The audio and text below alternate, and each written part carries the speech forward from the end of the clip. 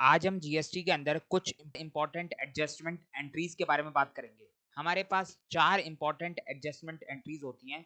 वैसे तो बहुत सारी होती हैं लेकिन 4 मोस्ट इंपॉर्टेंट होती हैं, जिसमें से पहली होती है प्रीपेड एक्सपेंस, दूसरी होती है आउटस्टैंडिंग एक्सपेंस, तीसरी होती है एक्रूड इनकम और चौथी होती है इनकम रिसीव्ड इन एडवांस।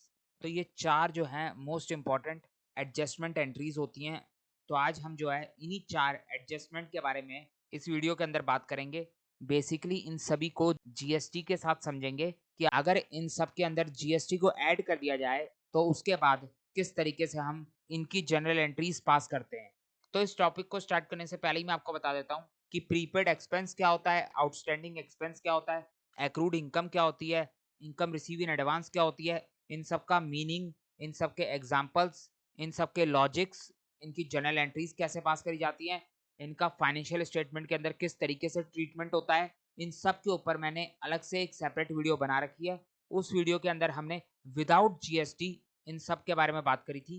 तो अगर किसी को इन चारों एडजस्टमेंट का मतलब नहीं पता, इनकी जनरल एंट्रीज के बारे में नहीं जानकारी है, तो आप जो है सबसे पहले इस वीडियो के डिस्क्रिप्शन बॉक्स में जाओ, वहां पर आपको एक वीडियो मिलेगी। उस वीडियो को आप जाकर देखो, अच्छे से समझो, उसके बाद आप इस वीडियो को देखना, तब जाकर आपको ये वीडियो समझ में आने वाली है। क्योंकि यहाँ पर मैं सिर्फ इनकी जीएसटी के अंदर किस तरीके से एंट्री होती है उसके बारे में बात करूंगा। तो चलें शुरू करें। तो सबसे पहले बात करते हैं प्रीपेड एक्सपेंस और आउटस्टैंडिंग एक्सपेंस की। क्योंकि ये दोनों के दोनों है तो एक्सपेंस ही, तो इन दोनों को लेकर जीएसटी का एक ही रूल है।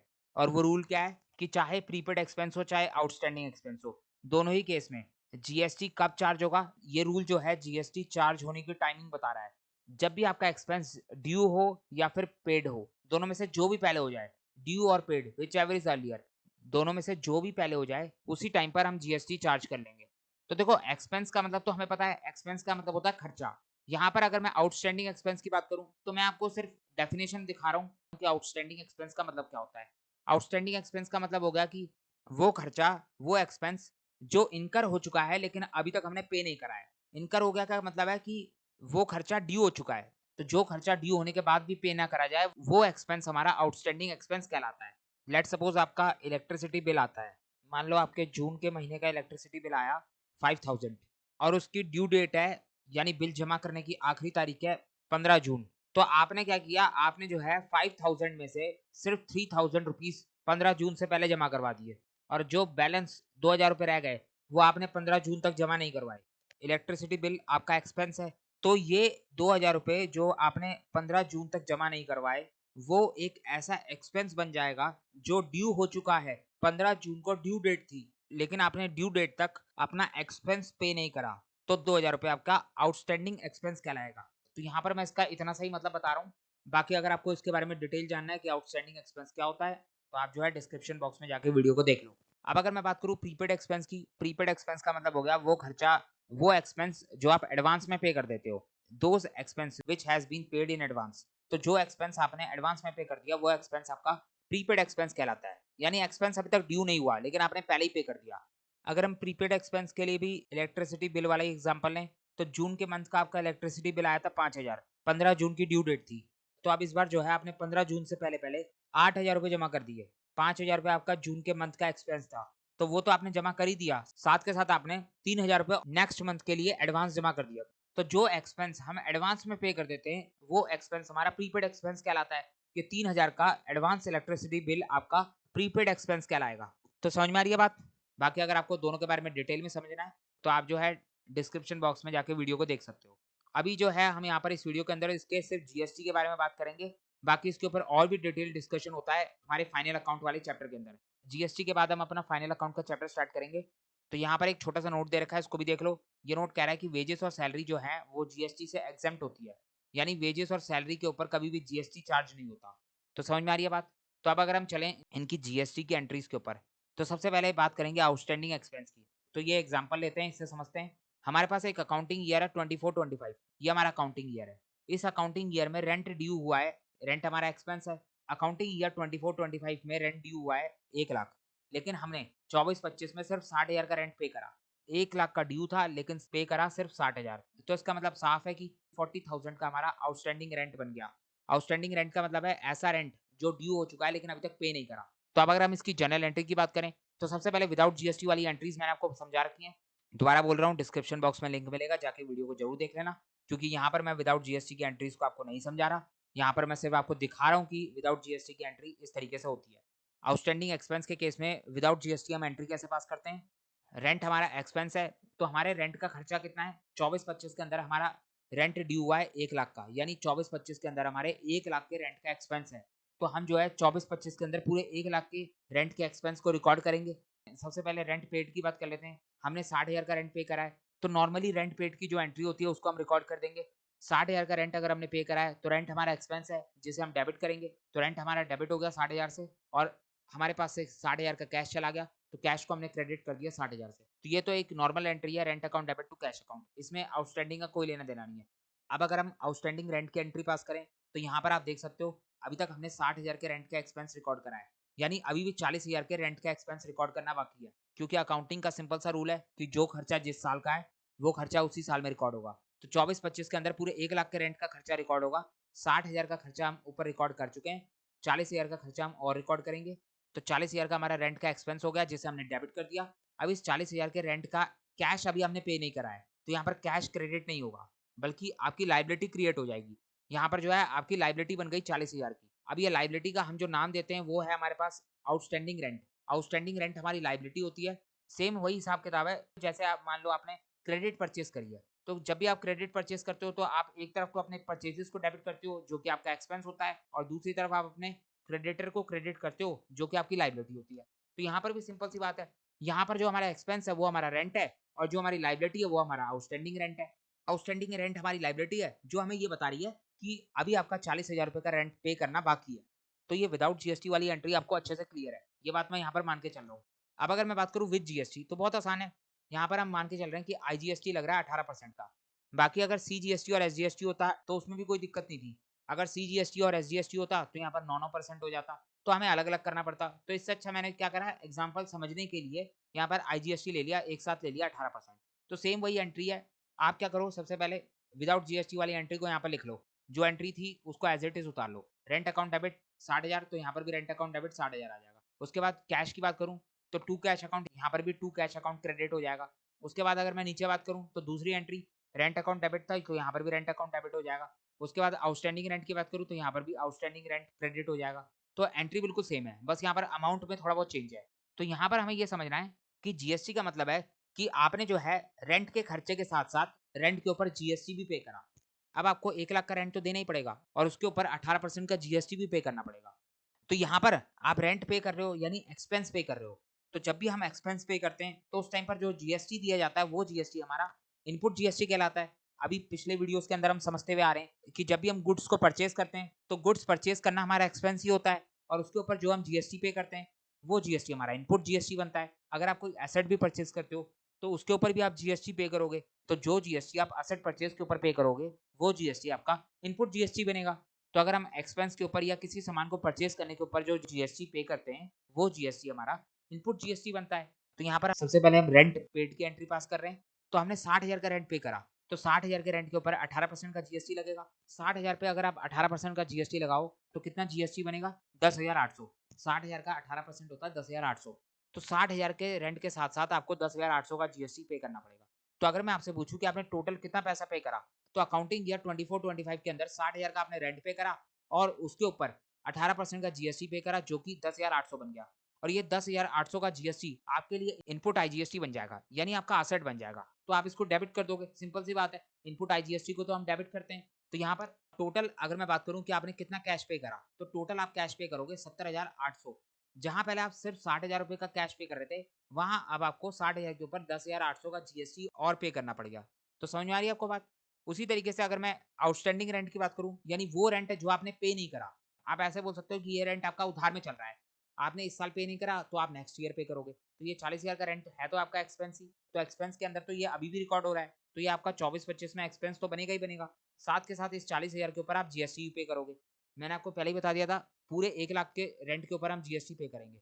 तो 60,000 के ऊपर जीएसटी हम ऊपर पे कर चुके हैं, 40,000 के ऊपर जीएसटी हम यहाँ पर दूसरी एंट्री में पे करेंगे। तो 40,000 का 18% कितना होता है? 7,200। तो 7,200 का हमारा आईजीएसटी पे होगा। तो जब भी आप रेंट पे करोगे, तो उस टाइम पर आप 40,000 के साथ-साथ 7,200 रुपए भी पे करोगे, यानी टोटल अब जो आपकी लायबिलिटी बन गई वो 47,200 की बन गई। तो 7,200 का जो आप जीएसटी पे करोगे, वो जीएसटी आपका इनपुट जीएसटी बन जाएगा। यहाँ पर हमें सिर्फ एक बात समझनी है कि हमने जो है रेंट के ड्यू होते ही उसके ऊपर जीएसटी चार्ज कर लिया। 24-25 के अंदर हमारा पूरे 1 लाख का रेंट ड्यू हो गया था, लेकिन पे हमने सिर्फ 60,000 करा था, यानी 40,000 का रेंट हम नेक्स्ट ईयर में पे करने वाले थे। तो 60,000 का रेंट हमारा करंट ईयर में ड्यू हुआ था और करंट ईयर में ही पे हो गया। लेकिन 40,000 का रेंट हमारा करंट ईयर में ड्यू हुआ, लेकिन उसे हम नेक्स्ट ईयर में पे करेंगे। तो अब हमारा सवाल यहाँ पर ये आता है कि जो 60,000 का रेंट है, जो कि ड्यू भी 24-25 में हुआ और पे भी 24-25 में हो गया, तो उसके ऊपर तो हमने करंट ईयर में जीएसटी चार्ज कर लिया, इसमें तो कोई दिक्कत नहीं है। लेकिन जो हमारा 40,000 का रेंट बचा हुआ है, वो 40,000 का रेंट हमारा ड्यू करंट ईयर में हुआ है, लेकिन पे हम उसे नेक्स्ट ईयर में करेंगे। तो इस 40,000 के ऊपर जीएसटी करंट ईयर में चार्ज होगा या नेक्स्ट ईयर में चार्ज होगा? यानी ड्यू के टाइम पे चार्ज होगा या पेड के टाइम पे चार्ज होगा? तो अभी हमने आउटस्टैंडिंग एक्सपेंस को लेकर सिंपल सा रूल समझा था कि प्रीपेड एक्सपेंस हो चाहे आउटस्टैंडिंग एक्सपेंस हो, दोनों का एक सिंपल सा रूल है कि ड्यू और paid which ever is earlier, दोनों में से जो भी पहले हो जाए उसी टाइम पर आप अपने जीएसटी को चार्ज कर लोगे। तो यहाँ पर 24-25 के अंदर ही 40,000 का रेंट ड्यू हो गया, भले ही पे जब मर्जी कराओ, 40,000 का रेंट 24-25 में ड्यू हो गया ना, बात खत्म, उसी टाइम आप जीएसटी को चार्ज कर लो। तो यहाँ पर हमने 24-25 के अंदर ही जीएसटी की एंट्री पास कर ली। यहाँ पर आप देख सकते हो ये हमारी दूसरी एंट्री 24-25 के अंदर पास करी थी हमने। तो 24-25 के अंदर ही हमने इस 40,000 के ऊपर भी जीएसटी चार्ज कर लिया, और जैसे ही हमने जीएसटी चार्ज करा वैसे ही हमारे पास इनपुट आईजीएसटी आ गया। भले ही अभी हमने 7,200 की पेमेंट ना करी हो, लेकिन जैसे ही हम अपने रेंट के खर्चे को अपने बुक्स ऑफ अकाउंट्स के अंदर रिकॉर्ड कर लेंगे, वैसे ही उसके ऊपर लगा हुआ जीएसटी हमारा इनपुट जीएसटी बन जाएगा। तो समझ में आ रही है आपको बात? यहाँ पर हमारा एक सिंपल सा रूल लगा, ड्यू और paid which ever is earlier. तो क्लियर है? अब देखो, जब नेक्स्ट ईयर में आप इस 40,000 के रेंट की पेमेंट करोगे, तो उस टाइम पर आप दोबारा जीएसटी चार्ज नहीं करोगे। आप जो है 24-25 के अंदर ही पूरे 1 लाख के ऊपर जीएसटी चार्ज कर चुके हो। तो 25-26 में हम एंट्री पास करेंगे आउटस्टैंडिंग रेंट अकाउंट डेबिट। हम अपने इस आउटस्टैंडिंग रेंट की लायबिलिटी को खत्म कर देंगे। तो हमने इसे डेबिट कर दिया, तो हमारी एंट्री पास होगी outstanding rent account debit 47,200 to cash account 47,200। यहाँ पर कोई भी जीएसटी नहीं आएगा। अब एक बात आपको ध्यान से समझनी है कि 24-25 के अंदर हमारा 1 लाख का रेंट का एक्सपेंस था, जिसके ऊपर 18% का जीएसटी लग रहा था। 18% के जीएसटी का मतलब है 18,000 का जीएसटी। तो 24-25 के अंदर हमने 1 लाख के रेंट के एक्सपेंस के ऊपर 18% का जीएसटी चार्ज करा, तो हमारा जो इनपुट आईजीएसटी आया वो 18,000 आया। यहाँ पर 10,800 का हमारा इनपुट जीएसटी पहली एंट्री के अंदर है, और 7,200 का इनपुट जीएसटी हमारी दूसरी एंट्री के अंदर है। तो टोटल 18,000 का इनपुट आईजीएसटी हो गया। अब इस 18,000 के इनपुट आईजीएसटी में से 7,200 का इनपुट आईजीएसटी तो आपने 24-25 में पे ही नहीं करा। तो जो आईजीएसटी अभी तक आपने पे ही नहीं करा, उस आईजीएसटी को आप अपना असेट कैसे बना सकते हो, अपना इनपुट आईजीएसटी कैसे बना सकते हो? तो देखो, जैसे आपने बिना 40,000 के रेंट की पेमेंट करे उसके ऊपर के जीएसटी को अपना इनपुट आईजीएसटी बना लिया, उसी तरीके से जो आपका लैंडलॉर्ड होगा जिसको आपने रेंट पे करना था, उसके लिए ये रेंट उसकी इनकम है, और उस रेंट के ऊपर जो जीएसटी वो आपसे रिसीव करेगा, वो जीएसटी उसके लिए आउटपुट जीएसटी बनेगा। तो आपसे जो जीएसटी रिसीव करा जाएगा वो जीएसटी लैंडलॉर्ड को गवर्नमेंट के पास जमा करवाना है। 24-25 के अंदर आपको 18,000 का जीएसटी पे करना था, जिसमें से 10,800 का जीएसटी आपने लैंडलॉर्ड को दे दिया, लेकिन 7,200 का जीएसटी आपने लैंडलॉर्ड को नहीं दिया, और उसके बावजूद 7,200 को अपना असेट बना लिया। तो जैसे आपने 7,200 का अपना असेट बना लिया, उसी तरीके से बिना जीएसटी रिसीव करे लैंडलॉर्ड के लिए भी ये 7,200 उसकी लायबिलिटी बन जाएगा। लैंडलॉर्ड जो है अपने बुक्स ऑफ अकाउंट्स में इस 7,200 को 24-25 में अपनी लायबिलिटी शो करेगा आउटपुट आईजीएसटी के नाम से। तो भले ही लैंडलॉर्ड को 24-25 में आपसे 7,200 का जीएसटी ना मिला हो, लेकिन गवर्नमेंट कह रही है कि हमारा तो सिंपल सा रूल लगता है, जीएसटी ड्यू और paid which ever is earlier. तो यहाँ पर आपने रेंट ड्यू होते ही जीएसटी चार्ज कर लिया, तो हमें तो 24-25 के अंदर ही जीएसटी चाहिए। तो गवर्नमेंट जो है लैंडलॉर्ड से पूरे 18,000 का जीएसटी 24-25 में ही ले लेगी। 10,800 का जीएसटी तो आपने पे कर दिया, लेकिन 7,200 का जीएसटी लैंडलॉर्ड 24-25 में अपनी जेब से पे करेगा। और फिर जब नेक्स्ट ईयर में आप लैंडलॉर्ड को 40,000 के रेंट की पेमेंट करोगे, तो उस टाइम पर आपको तो इस 40,000 के ऊपर जीएसटी पे करना पड़ेगा। तो आपकी जेब से तो 47,200 का कैश जाएगा, लेकिन ये 47,200 का कैश पूरा का पूरा लैंडलॉर्ड अपनी जेब में रख लेगा। 40,000 तो उसकी रेंट की इनकम है, और जो 7,200 का जीएसटी है वो लैंडलॉर्ड 24-25 में ही अपनी जेब से पे कर चुका है। तो 25-26 में जब आप रेंट की पेमेंट करोगे तो आप एंट्री पास करोगे outstanding rent account debit 47,200 to cash account 47,200। तो 25-26 के अंदर इस 40,000 के ऊपर दोबारा कोई भी जीएसटी चार्ज नहीं होगा। तो समझ में आ रही है बात। अब चलते हैं प्रीपेड एक्सपेंस पे। प्रीपेड एक्सपेंस का मतलब वो एक्सपेंस जिसकी पेमेंट आप एडवांस में कर चुके हो। ये हमारा एग्जांपल है, अकाउंटिंग ईयर 24-25 की बात हो रही है, हमारा रेंट ड्यू वही 1 लाख रुपए है, लेकिन इस बार हमने 1,20,000 का रेंट पे कर दिया, यानी 20,000 का हमने एडवांस रेंट पे कर दिया। ये जो 20,000 का एक्स्ट्रा रेंट हमने पे करा है, ये हमारा नेक्स्ट ईयर का रेंट है जो हमने करंट ईयर में ही पे कर दिया। ये रेंट हमारा 24-25 के लिए प्रीपेड रेंट कहलाएगा। प्रीपेड रेंट कितना हमारा 20,000। तो अगर मैं विदाउट जीएसटी बात करूं तो विदाउट जीएसटी प्रीपेड एक्सपेंस की एंट्री हमें आती है। यहाँ पर हम एक्सपेंस के नाम पे रेंट का एग्जांपल लेके चल रहे हैं, बाकी आपका एक्सपेंस कोई भी हो सकता है। तो यहाँ पर हम सेम वही काम करेंगे जो हमने आउटस्टैंडिंग एक्सपेंस के अंदर करा था। सबसे पहले हम ये देखेंगे कि हमने कितना रेंट पे करा है। जितना भी हमने रेंट पे करा है उस रेंट पेड की हम एंट्री पास कर देंगे। तो यहाँ पर हमने रेंट पे करा था 1,20,000, तो 1,20,000 का हमारा एक्सपेंस है जिसको हमने डेबिट कर दिया। तो हमने बोल दिया रेंट पेड 1,20,000 और टू कैश अकाउंट 1,20,000। तो ये हमारी रेंट पेड की एंट्री पास हो गई। सिंपल सी बात है, इसमें तो कोई डाउट नहीं है। उसके बाद अब अगर मैं दूसरी एंट्री की बात करूं तो देखो, पहली एंट्री के अंदर आपने एक गलती कर दी और उसी गलती को हमें दूसरी एंट्री के अंदर ठीक करना है। तो आपकी गलती क्या है वो ध्यान से सुनो। हमने क्या करा, हमने जो है 1,20,000 से अपने रेंट के खर्चे को डेबिट कर दिया, जबकि 24-25 के अंदर हमारा रेंट का खर्चा सिर्फ 1 लाख था। तो मैंने आपको अभी बताया कि जो खर्चा जिस साल का है वो खर्चा उसी साल में रिकॉर्ड होगा। तो यहाँ पर आपका 24-25 का रेंट का एक्सपेंस था 1 लाख, लेकिन आपने 24-25 के अंदर 1,20,000 से अपने रेंट अकाउंट को डेबिट कर दिया। तो 20,000 का हमने अपना रेंट का एक्सपेंस ज्यादा रिकॉर्ड कर दिया। ये 20,000 का रेंट का एक्सपेंस हमारा नेक्स्ट ईयर का है जिसे हमने करंट ईयर में ही रिकॉर्ड कर दिया। तो अब हमें अपनी इस गलती को सुधारना होगा। तो यहाँ पर क्या करें, इसको काट के 1 लाख कर दें? ऐसा तो नहीं कर सकते। तो हम क्या करते हैं, हम जो है 20,000 से रेंट अकाउंट की रिवर्स एंट्री पास कर लेते हैं। हमें यहाँ पर 20,000 के डेबिट को कम करना है। तो हम क्या करेंगे, 20,000 से रेंट अकाउंट को क्रेडिट कर देंगे। यहाँ पर अगर हमने 20,000 से रेंट अकाउंट को क्रेडिट कर दिया तो हमारे पास अब रेंट में डेबिट कितना रह गया, सिर्फ 1 लाख। डेबिट और क्रेडिट आपस में कट जाएगा, 1,20,000 का डेबिट और 20,000 का क्रेडिट आपस में कट जाएगा। कितना बचेगा, सिर्फ 1 लाख का डेबिट। तो आप सही हो गया, 24-25 के अंदर 1 लाख का रेंट रिकॉर्ड हो गया। अब अगर मैं बात करूँ डेबिट की, तो यहाँ पर हम डेबिट किसको करेंगे? तो देखो, 20,000 का जो रेंट का एक्सपेंस है ये हमारे नेक्स्ट ईयर का है, तो इसीलिए हमने रेंट अकाउंट को क्रेडिट करके इसे करंट ईयर से हटा दिया। तो करंट ईयर के एक्सपेंस से ये हट गया, लेकिन करंट ईयर में इसका कुछ तो नाम होगा। हमने 24-25 के अंदर 1,20,000 का रेंट पे करा है, तो 1 लाख का तो हमारा रेंट का एक्सपेंस है, लेकिन इस 20,000 का भी तो कुछ नाम होगा। तो इसको हम नाम देते हैं प्रीपेड एक्सपेंस। ये प्रीपेड एक्सपेंस हमारा एसेट बन जाएगा जिसको हम नेक्स्ट ईयर में यूटिलाइज कर पाएंगे। करंट ईयर में हमने इसकी पेमेंट जरूर कर दी, लेकिन करंट ईयर में ये हमारा असेट कहलाएगा। असेट जब भी हमारा बढ़ता है तो उसे हम डेबिट करते हैं। तो यहाँ पर जो 20,000 का हमने एक्स्ट्रा रेंट पे करा है उसकी वजह से हमारे पास 20,000 का एक असेट आ गया जिसे हम प्रीपेड रेंट का नाम देते हैं।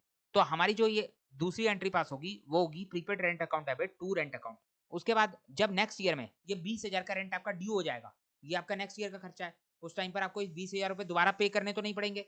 उस टाइम पर सिर्फ अपने रेंट ड्यू की एंट्री पास करनी पड़ेगी। तो 25-26 में जब आपका 20,000 का रेंट ड्यू हो जाएगा तो उस टाइम पर आप अपने प्रीपेड रेंट को खत्म करोगे। खत्म कैसे करेंगे, हम जो है प्रीपेड रेंट को क्रेडिट कर देंगे। तो 25-26 में हम एंट्री पास करेंगे rent account debit to prepaid rent account. तो समझ में आ रही है आपको बात। अब अगर हम यहाँ पर जीएसटी की बात करें तो यहाँ पर हमारा आईजीएसटी 18% हो गया, सीजीएसटी और एसजीएसटी भी होता तो 9% हो जाता, उसमें कोई दिक्कत की बात नहीं है। तो यहाँ पर हम आईजीएसटी ले रहे हैं 18%। तो सबसे पहले हम वही काम करेंगे, विदाउट जीएसटी वाली एंट्रीज को यहाँ पर लिख देंगे। इन दोनों एंट्रीज को एज इट इज यहाँ पर लिख दिया।